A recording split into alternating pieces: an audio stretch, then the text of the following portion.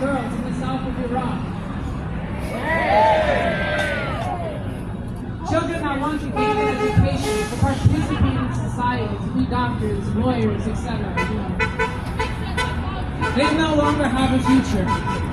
And I wonder to myself if my students have a future at this point.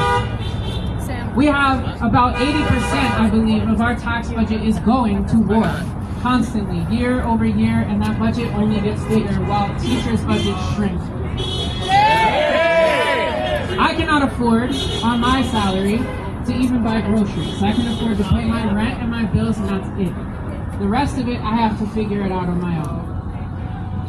Because, again, we are sending missile after missile to country after country, and we see nothing for it. And even if we did, it is morally abhorrent to slaughter innocent working class people across the globe for any reason. That's right. So, I just want to say to those people out there who are still wondering whether or not this is a good idea, to Donald Trump and all of those people who think that the Ayatollah has brought hard times upon the Iranian people, I say to you, you don't know hard times, especially not the ruling class. Because hard times are when teachers are fighting tooth and nail just to get a 1% increase in their salaries to teach the future of our working class here. Hard times are when trade unionists all across this country come home late. They don't get to tuck their children in. And many times they go weeks without even speaking to them because they're working so hard just to scrape by. That is hard times. And hard times. Sorry. Hard times is when I have to wake up twice in less than 2 years to my best friend from Iran, crying to me, pleading to me, what do I do? And I can't say anything. That, my friends, is hard times. And I'm sick and tired of being sick and tired of hard times. I don't know about you. But I, for one, am not going to sit around and allow my tax dollars to continuously be used to slaughter children in elementary schools across the globe. In Gaza, in Congo, in Sudan, and in Iran. So, to that I say, what do we do about hard times, my friends? We stand up and we fight back. Exactly. So let's get up, let's get out, let's get organized. Alhamdulillah. Thank you.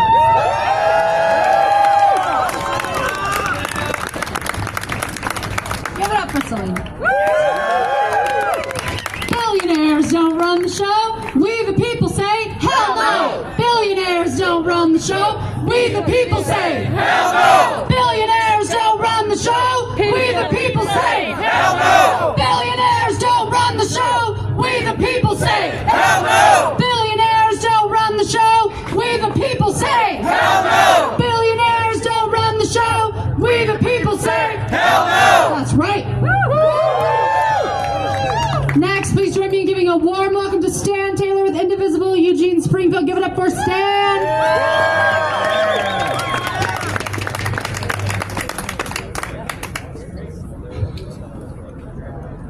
One of the things we need to realize is that this country itself was founded on the twin evils of imperialism and racism.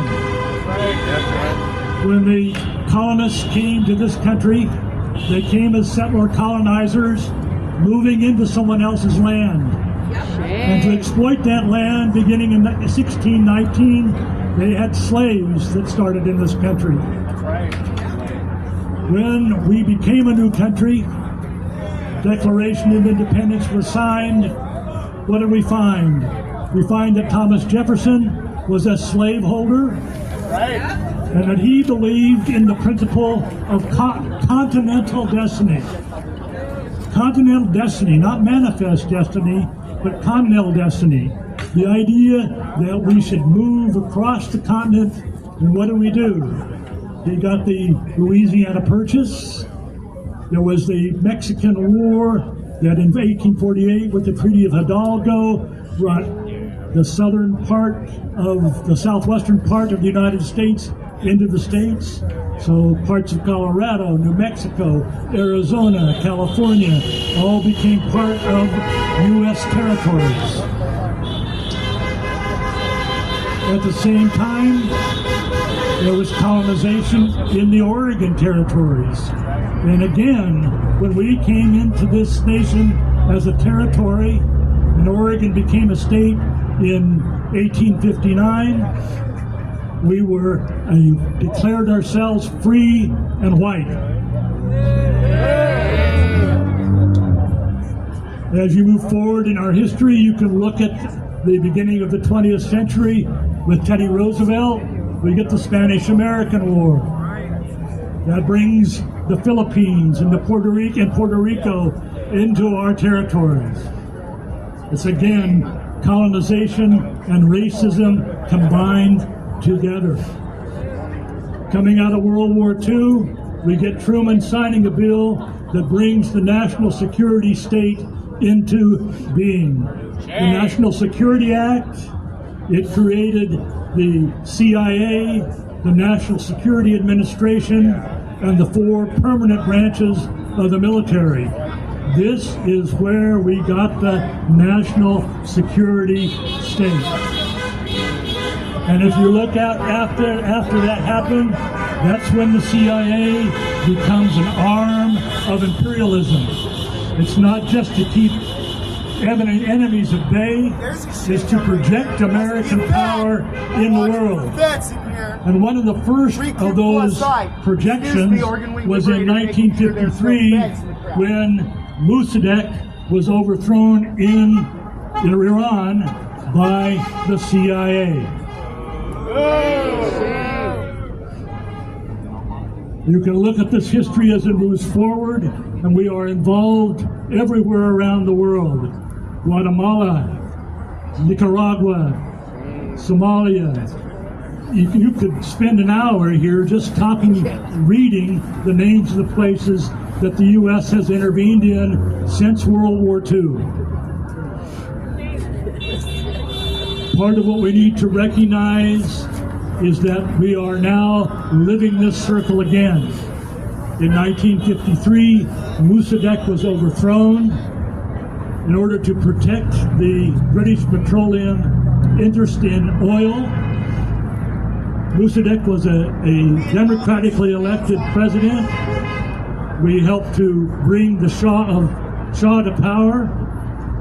And when the Shah came to power, he repressed his own people, such that in 1979 there was a revolution that brought the Ayatollah Khomeini to power. Since that time, we have seen the projection of geopolitical power into the Middle East in a variety of ways. Certainly what we're seeing in Israel and the Gaza Strip, and Gaza is part of that projection. And what we're seeing in Iran now is the full circle coming back again.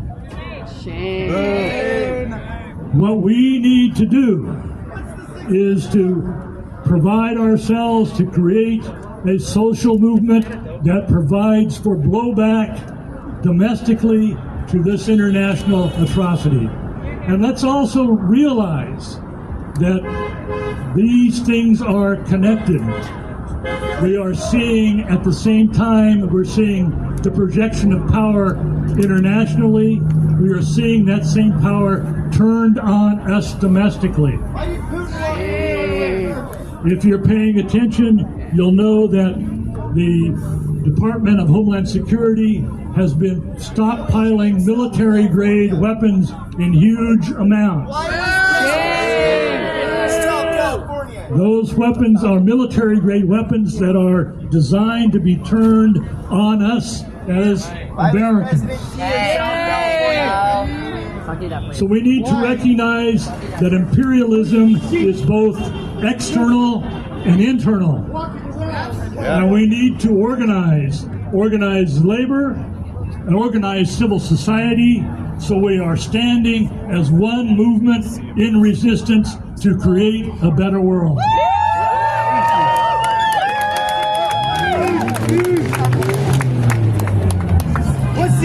No boots on the ground, no bombs in the air. U.S. out of everywhere.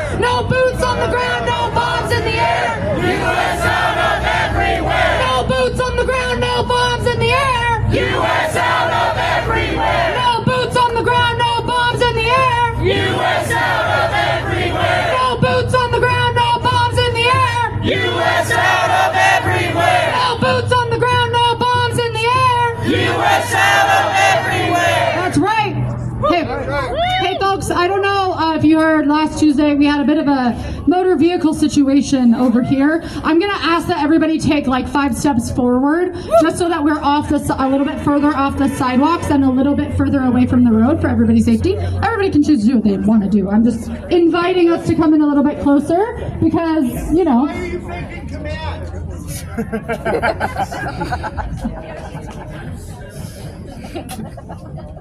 Let's see. Someone pointed out to me. Why should I vote for you? Oh my God. Let's see. Okay. Let me get back into my right space. No boots on the ground, no bombs in the air. U.S. out of everywhere. No boots on the ground, no bombs in the air. U.S. out of everywhere. No boots on the ground, no bombs in the air. U.S. out of everywhere. No boots on the ground, no bombs in the air. U.S. out of everywhere. Woo! That's right. Thank you. Next, I'm going to turn it over to Will from Eugene Springfield Democratic Socialists of America and University of Oregon Young Democratic Socialists of America. Give it up for Will!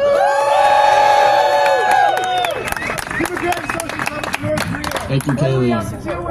Yeah, hi everyone. My name is Will. I'm a member and a leader in our local Eugene Springfield Democratic Socialists of America. Yeah. So last night our evenings were interrupted when we learned that the U.S. and Israel had gone to war with Iran. Of course, the fascist Republican Party began beating the drums of war and walking up the same tired Islamophobic talking points that they've been touting for decades. So, what did our opposition leaders in the Democratic Party do? Did they condemn the war of aggression? No! Did they recognize the role of the CIA's 1953 coup of Iran's democratically elected prime minister, which we undertook for access to oil and because of perceived Soviet influence? No, they didn't. Chuck Schumer said, Trump needs to make a convincing argument why we need to go to war. Do we care what Trump says? No! I don't think we care about, the pedophile fascist in the White House says. But why weren't Schumer and the Democratic establishment making the argument against the war weeks ago when it became clear that this was going to happen? Exactly. It's because our foreign policy in this country is uniparty. The Democrats chose the Gaza genocide over keeping Trump out of office. There are 2 political parties for the ruling class in this country. And we, the working class, need one of our own. As many folks have said today, this starts with building powers in our communities. We know that electoral politics can only get us so far, but we have to use every tool at our disposal. We have to take this fight in the streets, to the Capitol in Salem, and to Washington, D.C. So in DSA, across the country, we're building the largest socialist movement this country has seen in almost a century. Last I checked, Oregon is ranked _1 for state funding in Israeli companies. And I'll explain to you why I'm saying this in a second. So, we're undertaking this historic task of building a political party for the working class, in New York City, as many of you might know, in Portland, Oregon, and here in Springfield, Oregon.